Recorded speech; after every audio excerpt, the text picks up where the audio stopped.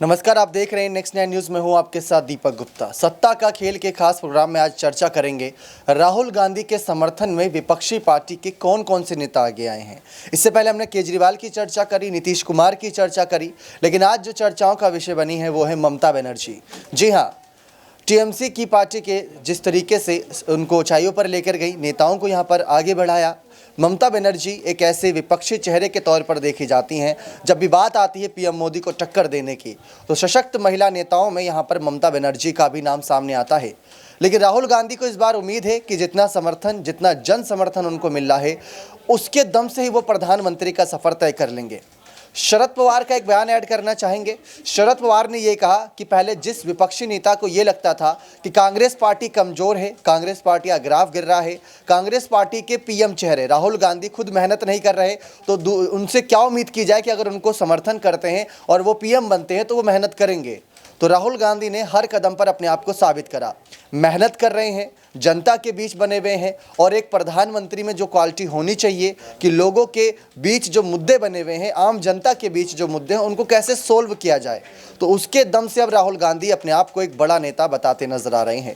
Congress party के नेता जयराम रमेश या पवन खेड़ा या किसी से भी पूछा जाए कि राहुल गांधी प्रधानमंत्री बनने के लिए क्या ये सब कर रहे हैं, तो उन्होंने कहा ये जरूरी नहीं कि राहुल गांधी किस लिए कर रहे हैं, ये जरूरी है कि राहुल गांधी कम से कम कर तो रहे हैं, बाकी नेताओं की तरह इस ठंड मौसम में घर पर बैठे तो नहीं हैं, कम से कम जमीनी स्तर पर उतरकर जनता की सेवा के लिए आवाजें तो उठा रहे हैं।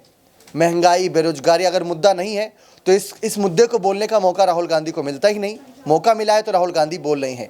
अब सवाल आता है ममता बनर्जी को लेकर कि क्या पश्चिम बंगाल से ममता बनर्जी समर्थन करके दिल्ली की सियासत तक राहुल गांधी को पहुंचा पाएंगी, ये सबसे बड़ा सवाल है। केजरीवाल को लेकर हमने इससे पहले चर्चा करी थी, तो उसमें जो जानकारी सामने आई थी ये था कि केजरीवाल खुद राष्ट्रीय स्तर पार्टी के नेता बन चुके हैं और खुद को राष्ट्रीय स्तर का नेता भी बनाना चाहते हैं, यानी पीएम बनाना चाहते हैं। उसके लिए वो दूसरी पार्टियों से समर्थन मांगेंगे। लेकिन इस बार राहुल गांधी ने जितनी मेहनत करी, लगभग आज कहीं चाय की दुकान पर भी खड़े हो जाओ तो सब ये कहते हैं राहुल गांधी मेहनत तो बहुत कर रहे हैं, लेकिन पीएम बन पाएंगे या नहीं ये तो 2024 के चुनाव ही बताएंगे। लेकिन इससे पहले जो 2023 रहेगा, इस 2023 में इस बात को लेकर सवाल रहेगा कि लोकसभा चुनाव के लिए विपक्षी पार्टियां एकजुटता के लिए क्या संदेश दे रही है। क्या सोनिया गांधी ममता बनर्जी को साथ ला पाएंगी? मायावती को लेकर भी सेम क्वेश्चन हो सकता है, उमा भारती को लेकर सेम क्वेश्चन हो सकता है। साथ ही साथ यहाँ पर अगर बात करें तो तमाम बड़ी और महिला नेताएं हैं जिनको लेकर ये सवाल उठ सकते हैं। लेकिन शरद पवार के बयान की ओर गौर किया जाए, राहुल गांधी को लेकर जो बातें की जा रही थी, जो मुद्दे बनाए जा रहे थे,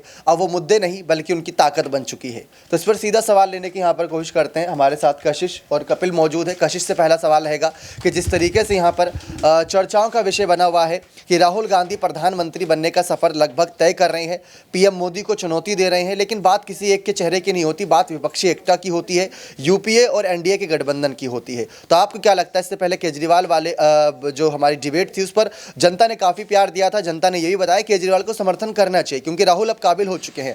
तो क्या ममता बनर्जी भी कोई ऐसा चेहरा है, क्योंकि सांसदों के तौर पर देखा जाए तो उनकी मजबूती नजर आती है, तो आप इसको किस तरीके से देखते हैं? देखिए, ममता बनर्जी इस वक्त क्या है, यहाँ पर अगर मैं शुरुआत करूं कि हर कोई प्रधानमंत्री बनना चाहता है। यहाँ पर महागठबंधन की बात होती है, महागठबंधन की बात तो हो जाती है, लेकिन ये डिसाइड नहीं होता है कि ठीक है आगे 2024 के चुनावों के लिए किसको किया जाएगा। यहाँ पर राहुल गांधी भारत जोड़ो यात्रा लगातार कर रहे हैं प्रधानमंत्री बनने के लिए। वहाँ पर अखिलेश को शिवपाल का साथ मिला है ताकि वो प्रधानमंत्री बन सके। यहाँ पर मायावती की बात की जाए, वो भी प्रधानमंत्री बनने के सपने देख रही। ममता बनर्जी को देख लीजिए, ममता बनर्जी ने ही कहा था कि सारे विपक्ष को एक साथ होने की जरूरत है, तभी यहाँ पर केंद्र सरकार को हरा पाएंगे, मोदी को हरा पाएंगे। वो भी प्रधानमंत्री बनने के सपने। अब सपने हर कोई देख सकता है, लेकिन पूरे किसके होंगे ये सवाल यहाँ पर है, क्योंकि जितनी अगर मैं ये देखूँ कि मेहनत कौन कर रहा है अगर आखिरकार और जनता के बीच में कौन है, तो वो सिर्फ राहुल गांधी यहाँ पर नजर आ रहे हैं। ये नहीं कि बैठे बैठे अपनी सीट पर यहाँ पर हीटर में बैठे होंगे अब तो, क्योंकि एसी तो चल नहीं रहा है अब, तो उसमें बैठे हुए ये कह देना कि हम प्रधानमंत्री बनेंगे या हम अच्छे दावेदार हैं, तो मुझे लगता है ये बेबुनियादी बातें हैं। तो यहाँ पर किसी का भी प्रधानमंत्री बनना बहुत ज़्यादा मुश्किल है। वही प्रधानमंत्री बनेगा जो यहाँ पर कहीं ना कहीं जनता के सामने ये साबित कर पाएगा कि जो हो चुका वो हो चुका, लेकिन आने वाले समय में ज़रूर भारत को बदलेंगे, ज़रूर आपकी परेशानियों को दूर करेंगे। क्योंकि आप अभी भी देखिए, यहाँ पर भारत जोड़ो यात्रा चल रही है राहुल गांधी की, लेकिन आप ये देखिए कि कितने लोग ऐसे हैं जो सड़क पर बैठे हुए, जिनके पास कपड़े नहीं होते हैं, खाने के लिए खाना नहीं। क्या राहुल गांधी उनसे मिले? उनसे जाकर नहीं मिले। वो सर्दी में तड़प रहे हैं, उनसे जाके नहीं मिले। तो राहुल गांधी पे भी थोड़ा सा विश्वास कर पाना मुश्किल है। यहाँ पर कांग्रेस पार्टी ज़रूर बढ़त करती नजर आएगी, लेकिन जीत हासिल पूरे मतलब लोकसभा चुनावों में नहीं करेगी। और ममता बनर्जी की तो बात ही नहीं करनी चाहिए, वो बैठे ख्याली पुलाव ही पकाती नजर आती है। ममता बनर्जी को लेकर जानकारी दे दे, जब बीच में उनके कई मंत्रियों पर जांच एजेंसियों का शिकंजा कसा गया था तो ममता बनर्जी के सुर बदलते नजर आए थे। उन्होंने कहा था कि हम पीएम मोदी को इस पर टारगेट नहीं कर सकते, उनके जो नेता है ना, जो निचले स्तर के नेता होते हैं वो ये सब काम करते हैं, पीएम मोदी नहीं करते। उनके सुर बदल गए थे अचानक से।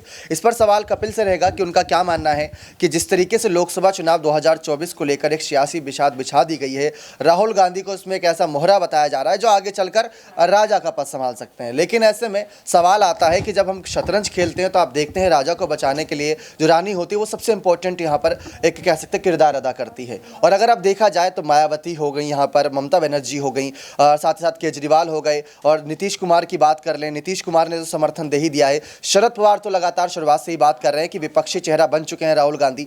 लेकिन ममता बनर्जी अभी तक खुलकर कोई बात नहीं कर रही राहुल की यात्रा पर।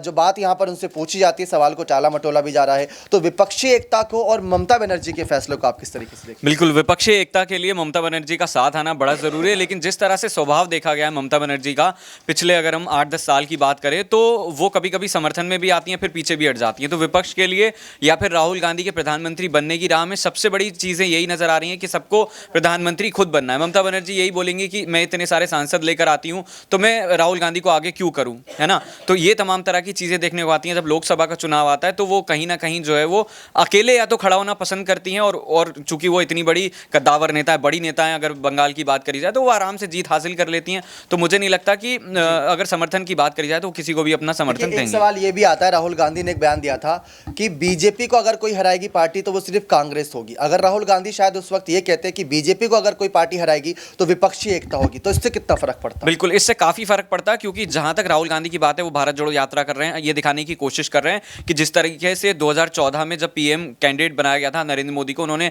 लगातार रैलियां की, और न सिर्फ रैलियां की बल्कि कांग्रेस के जो घोटाले थे, तमाम तरह की चीजें थी, उनको लेकर आरोप लगाए। जनता में ये दिखाने की कोशिश की कि जो कांग्रेस सत्ता में तो रही लेकिन उसने सिर्फ जनता को ठगने का काम करा। तो ये तमाम चीजें जो है उस वक्त नजर आई थी। फिलहाल अगर राहुल गांधी की बात करी जाए तो क्योंकि कहीं ना कहीं उनमें अभी थोड़ी सी कमी रह गई है, अगर वो अपने ऊपर और थोड़ा सा काम करेंगे तो ये जिस तरह की छोटी छोटी चीजें उनसे शायद गलती से ही निकल रही हैं, लेकिन वो एक विपक्ष को बड़ा मैसेज दे रही है कि कहीं ना कहीं विपक्ष ये सोच रहा है कि राहुल गांधी खुद को जो है वो पीएम बनाना चाह रहे हैं, इसलिए कहीं ना कहीं हमारा साथ लेना चाहते हैं। वो ये नहीं कह रहे हैं कि आप सबका साथ चाहिए तब जाकर हम नरेंद्र मोदी को उठाएंगे, और उस कहीं ना कहीं कहते हैं ना कि 2 बिल्लियों की लड़ाई में तो कहीं ना कहीं वो पीएम बन सकते हैं। लेकिन फिलहाल जो है उनको राजनीति में आने के बाद कहीं ना कहीं जिस तरीके से सियासी दावपेच के अंदर बोलना सीखना है वो बोलना पड़ेगा, ताकि उसमें बड़े नेता फंसे और उसका फायदा कांग्रेस को। ये बात साफ है। अगर शरद पवार की बात करें तो एक समय कांग्रेस पार्टी से इन्होंने बगावत करी थी, कांग्रेस का साथ छोड़ा। लेकिन आज 2024 के लोकसभा चुनाव की बात करें, जब तैयारियां हो रही है 2024 के लोकसभा चुनाव को लेकर,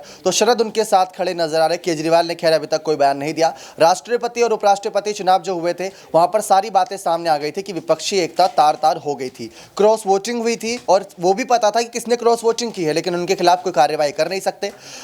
अंत में जाके वो सब हमारे विधायक और सांसद है, तो उनके खिलाफ कोई कार्रवाई हुई भी नहीं। सांसदों के तौर पर देखा जाए तो धीरे धीरे टीएमसी पार्टी की चर्चा बहुत बढ़ रही है। धीरे धीरे ममता बनर्जी मजबूत होती जा रही है। पश्चिम बंगाल की तरफ अगर देखा जाए तो ऐसी कई सारी क्षेत्रीय पार्टियां जिनसे गठबंधन कांग्रेस को करना होगा, चाहे मजबूरन करना पड़े या फिर यहाँ पर उनका खुला समर्थन हो। ये देखना दिलचस्प रहेगा कि इस बार 2024 के लोकसभा चुनाव में कैसे राहुल गांधी अपने आप को प्रेजेंट करते हैं, और उनको प्रेजेंट करने के लिए कौन उनका हाथ ऊपर करता है। क्या ममता बनर्जी साथ आती हैं, क्या केजरीवाल साथ आते हैं, क्या साथ आना चाहिए, ये सबसे बड़ा सवाल है। तो इस मामले को लेकर अपनी राय कमेंट सेक्शन में जरूर रखिएगा। मिलते हैं सप्ताह खेल के खास प्रोग्राम में ऐसे ही किसी बड़े मुद्दे के साथ। बहुत बहुत धन्यवाद।